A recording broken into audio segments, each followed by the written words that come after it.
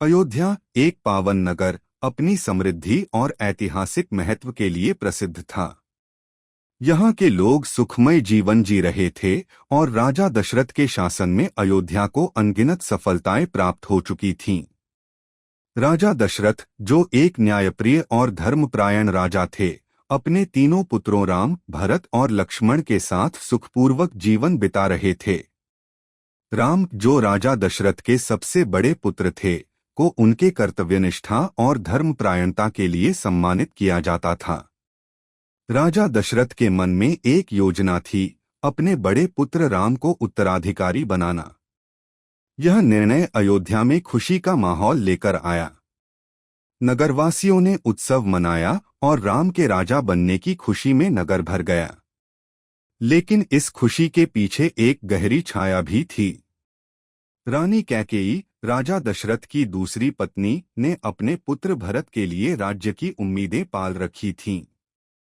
रानी कैकेयी ने राजा दशरथ से 2 वरदान प्राप्त किए थे, जिनका उपयोग वह अब करना चाहती थीं।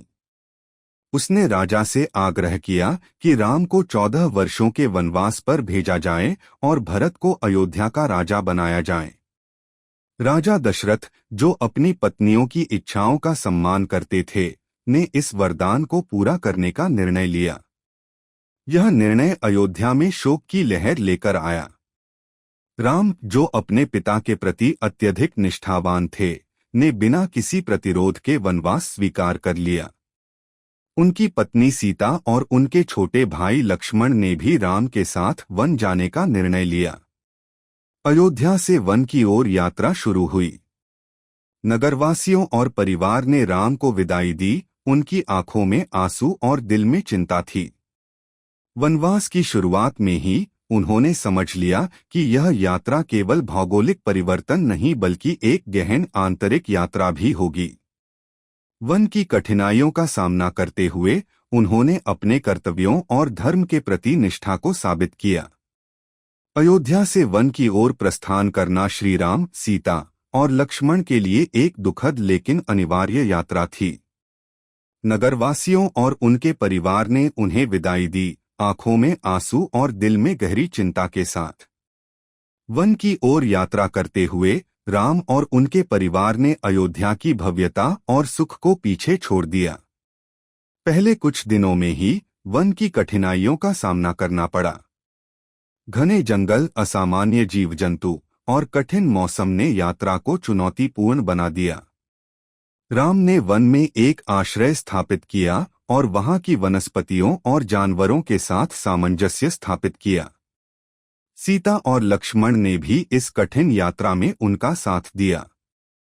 यह कठिन समय उनके लिए एक परीक्षा थी, जिसमें उन्होंने अपने कर्तव्यों और धर्म के प्रति निष्ठा को साबित किया।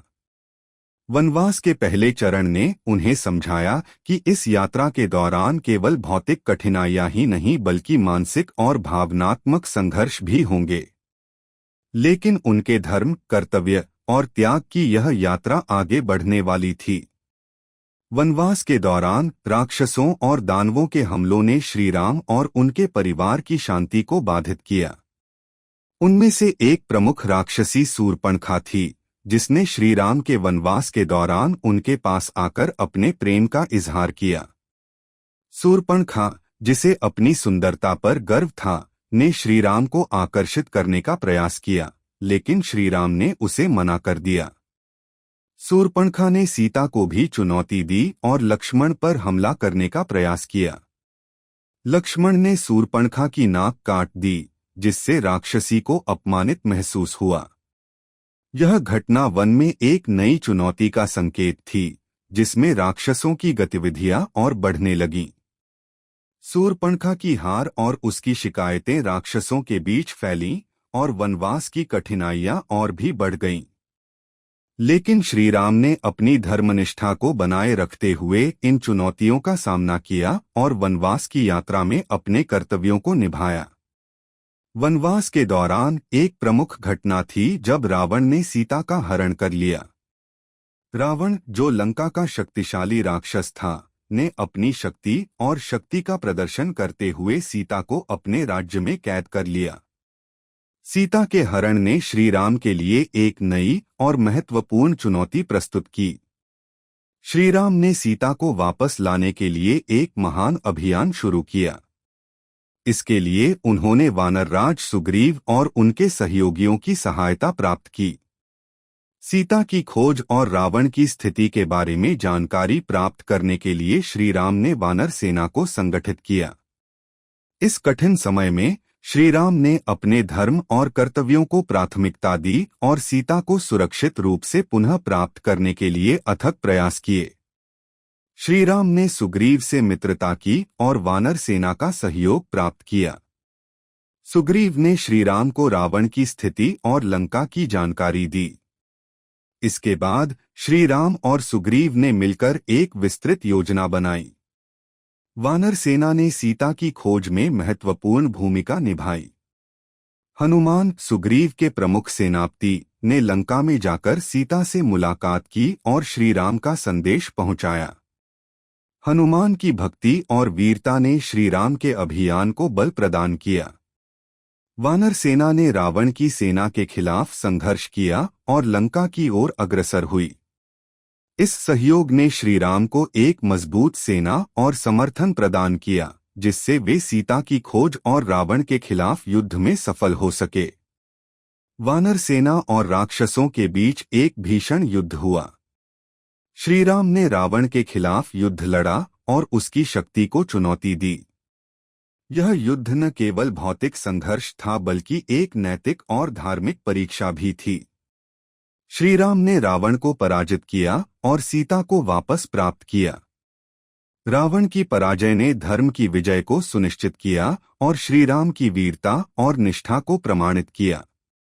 लंका की विजय ने यह साबित किया कि सत्य और धर्म की शक्ति अपराजेय होती है। श्री राम की इस विजय ने उनके धर्म और कर्तव्य की सच्चाई को उजागर किया और उनके आदर्शों की पुष्टि की। रावण की पराजय के बाद श्री राम ने सीता को पुनः प्राप्त किया और अयोध्या की ओर लौटने का निर्णय लिया। सीता की वापसी से श्री राम और उनके परिवार की खुशी फिर से बहाल हो गई। अयोध्या में श्री राम की वापसी एक भव्य स्वागत के साथ हुई। नगरवासियों ने श्री राम को राजा के रूप में स्वागत किया और उनकी धर्म और कर्तव्य की निष्ठा की सराहना की। श्री राम ने अयोध्या में अपने धर्म और कर्तव्यों का पालन किया और एक आदर्श राजा के रूप में कार्य किया। उन्होंने अपने राज्य को एक नई दिशा दी और नागरिकों के जीवन को बेहतर बनाने का प्रयास किया। श्री राम की वनवास यात्रा ने धर्म, कर्तव्य और त्याग की एक अनूठी कथा प्रस्तुत की। उन्होंने अपने जीवन की कठिनाइयों का सामना करते हुए अपने कर्तव्यों को निभाया और आदर्शों के प्रति निष्ठा बनाए रखी। उनकी वनवास यात्रा और रावण के खिलाफ संघर्ष ने यह साबित किया कि सच्चा धर्म और कर्तव्य हमेशा जीतता है। श्री राम के आदर्श और त्याग की कहानी आज भी हमें यह सिखाती है कि जीवन की कठिनाइयों और संघर्षों के बावजूद अपने धर्म और कर्तव्यों के प्रति निष्ठा और समर्पण बनाए रखना ही सच्चा आदर्श होता है। उनकी कथा ने यह भी दर्शाया कि सच्चा नेतृत्व और आदर्श राजकर्म केवल व्यक्तिगत संघर्षों से नहीं बल्कि समाज और धर्म के प्रति सच्ची निष्ठा से संभव है। श्री राम की कथा एक प्रेरणा और आदर्श का प्रतीक बन गई है, जो हर समय और हर स्थिति में धर्म और कर्तव्य के प्रति हमारी निष्ठा को प्रबल करती है।